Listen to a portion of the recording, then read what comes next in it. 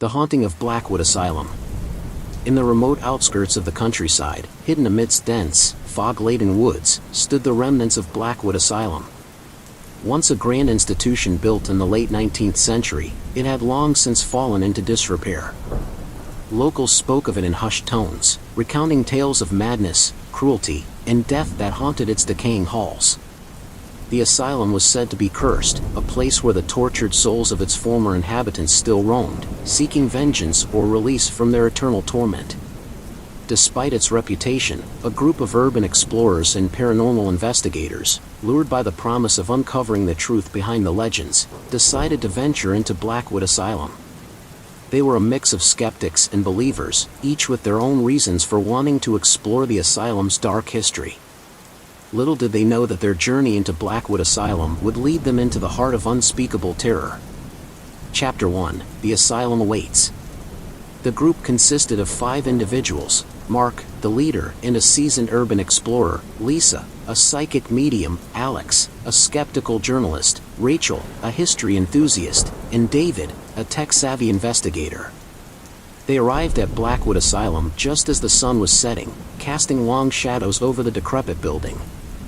The air was thick with a sense of foreboding, and the distant cries of crows added to the eerie atmosphere. Mark, holding a map of the asylum's layout, led the group to the main entrance. The door creaked open, revealing a grand foyer covered in dust and cobwebs. The air inside was musty, and a chill ran down their spines as they stepped into the building. "Welcome to Blackwood Asylum," Mark said, trying to lighten the mood. "Let's see what secrets this place holds." Lisa closed her eyes and took a deep breath, trying to sense any lingering spirits. "There's definitely something here," she murmured. "I can feel a presence, or rather, many presences. Be careful." Chapter 2: Uncovering the Past. As they explored the asylum, Rachel provided the group with a brief history of the institution. Blackwood Asylum was established in 1892 and operated until 1956. It was initially intended to treat the mentally ill, but over the years, it became notorious for its inhumane treatment of patients. Electroshock therapy, lobotomies, and other cruel practices were common. Many patients died here, and their bodies were often buried in unmarked graves on the property.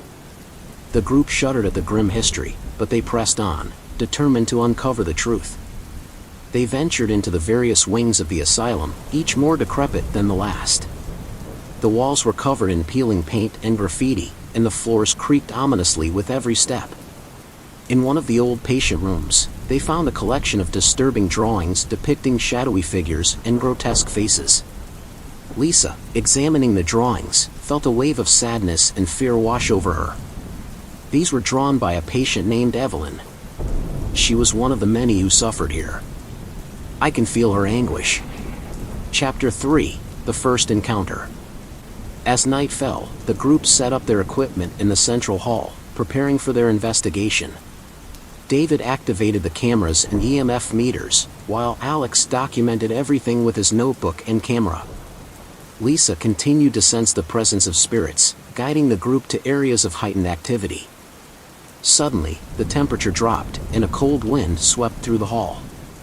The EMF meters began to spike, and a low, guttural moan echoed through the building. The group froze, their eyes wide with fear. "Did you hear that?" Alex whispered. Before anyone could respond, a shadowy figure appeared at the end of the hall. It was a tall, gaunt man with hollow eyes and a twisted smile. He stared at them for a moment before disappearing into the darkness. "That was Dr. Blackwood," Lisa said, her voice trembling. "He was the head doctor here and responsible for many of the atrocities. His spirit is one of the most malevolent." Mark, trying to keep everyone calm, suggested they follow the figure. "If we want to uncover the truth, we need to confront whatever is haunting this place." Reluctantly, the group agreed and followed the path where the figure had vanished. Chapter 4: The Torture Chamber. Their journey led them to the basement, where the air grew even colder and the atmosphere more oppressive. The basement was home to the asylum's torture chamber, a place where patients were subjected to the most brutal treatments. Rusty chains hung from the walls, and old medical instruments lay scattered on blood-stained tables. Lisa recoiled as she sensed the immense suffering that had occurred here. So much pain and torment. The spirits here are trapped in their agony. As they explored the chamber, they found a hidden door leading to a small, dark room. Inside, they discovered a journal belonging to Dr. Blackwood. The journal detailed his descent into madness and his twisted belief that he could cure mental illness through extreme measures. He wrote about conducting horrific experiments on the patients, convinced that he was on the brink of a breakthrough. The group was horrified by the revelations, but their fear turned to terror when they heard the sound of footsteps approaching. The shadowy figure of Dr. Blackwood reappeared, this time accompanied by other spectral figures, the tortured souls of his victims. Chapter 5. The haunting intensifies.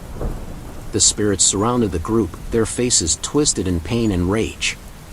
The air grew thick with their anguish, and the temperature plummeted further.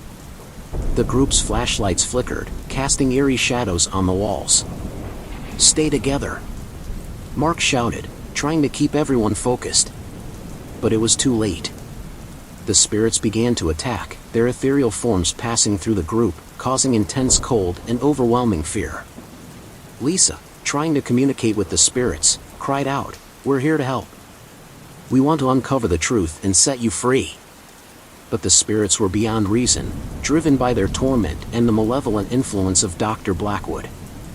In the chaos, David was separated from the group.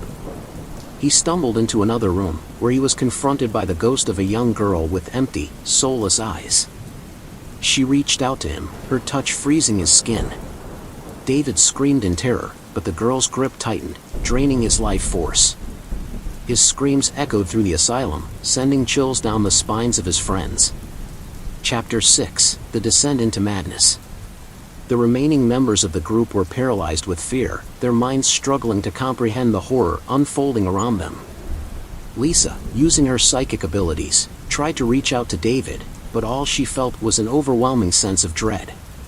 "We need to find David and get out of here," Rachel said, her voice shaking. "This place is too dangerous." Mark, though visibly shaken, agreed. "We can't leave him behind. We need to stick together and find him." As they ventured deeper into the asylum, the malevolent presence grew stronger. They encountered more spirits, each more terrifying than the last. The walls seemed to close in on them, and the air was filled with the echoes of the past, screams, cries, and sinister laughter.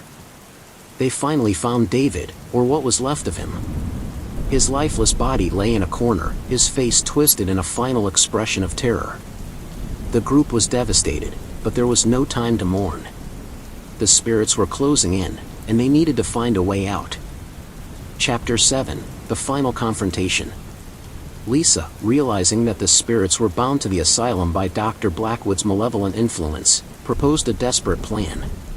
"We need to destroy his journal and the altar in the basement. It's the source of his power." The group made their way back to the basement, dodging the spirits that tried to stop them. They found the journal and the altar, covered in dark symbols and old bloodstains. Lisa, chanting an incantation she had learned from her studies, set the journal on fire. The flames flickered with an unnatural light, and the air was filled with the sound of tormented screams. Dr. Blackwood's spirit appeared, his face contorted with rage. "You cannot destroy me," he bellowed. "I will live forever."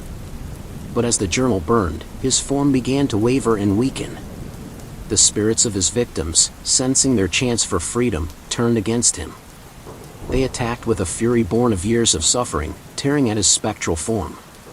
The asylum shook as if in the throes of an earthquake, the walls cracking and the floors buckling. The group watched in awe and terror as Dr. Blackwood was consumed by the very souls he had tormented. Epilogue: The Aftermath. With Dr. Blackwood's spirit vanquished, the oppressive atmosphere lifted, and the spirits of the asylum found peace. The group, battered and traumatized, made their way out of the asylum just as the first light of dawn broke through the trees. They vowed never to speak of the horrors they had witnessed, but the experience left an indelible mark on each of them. Lisa, feeling the weight of the spirits' gratitude, found a sense of peace in knowing that they had been set free. Mark, Rachel, and Alex returned to their lives, forever changed by their ordeal. Blackwood Asylum was left to decay further, its dark history buried under layers of dust and time.